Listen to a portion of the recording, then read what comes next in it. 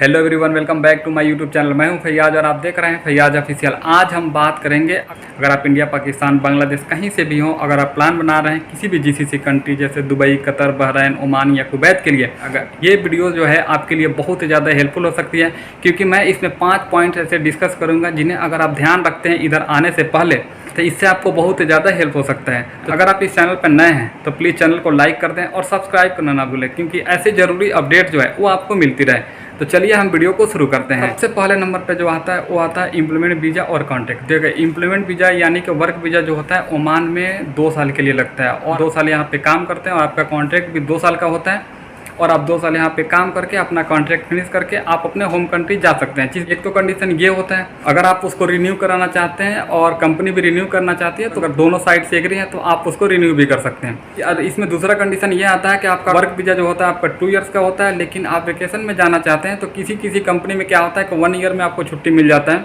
1 month के लिए। किसी कंपनी में क्या होता है कि 1.6 पे मिलता है 25 डेज़ के लिए। और तीसरा कंडीशन ऐसे भी आता है कि आपको 2 ईयर्स में 2 मंथ के लिए छुट्टी मिलता है।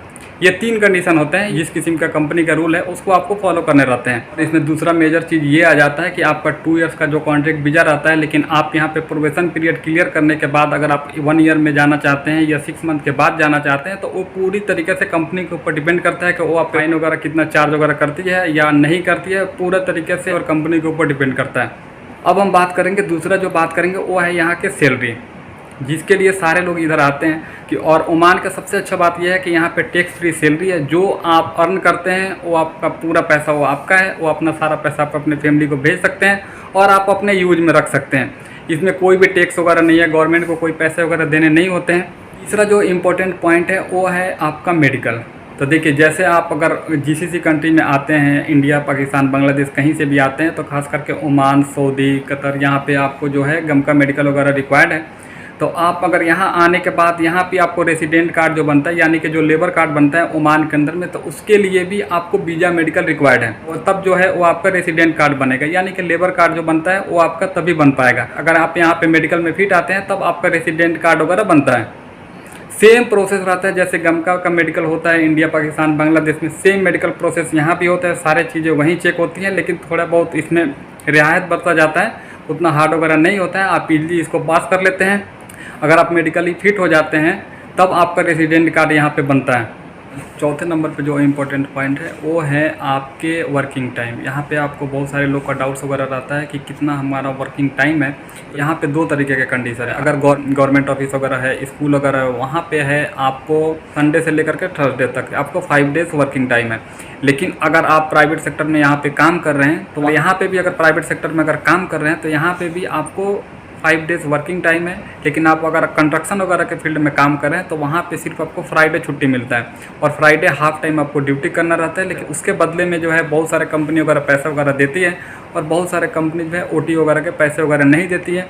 लेकिन नॉर्मली जो है ऑफिशियली इधर गवर्नमेंट सेक्टर हो गए या बहुत सारे ऐसे सेक्टर हो गए जो कि आपको 5 डेज़ वर्किंग है। लेकिन किसी कंपनी में क्या होता है कि आपको सैटरडे को भी आना पड़ता है और भी बहुत सारे ऐसे कंपनी है जहाँ पे सैटरडे में हाफ टाइम वगैरह जाते हैं, कभी कभी ऐसा होता है।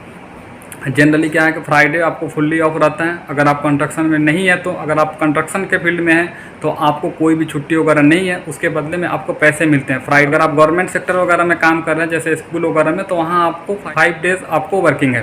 इसमें बहुत सारे लोग को डाउट्स वगैरह रहता है। जैसे हम अगर इंडिया में पहले वगैरह काम करते थे तो वहाँ पे है कि आपको मंडे से लेकर के आपको सैटरडे तक वर्किंग टाइम रहता है और यहाँ पे जो है आपको संडे से लेकर के थर्सडे तक रहता है, क्योंकि फ्राइडे सैटरडे जो है आपको वीकली ऑफ रहता है।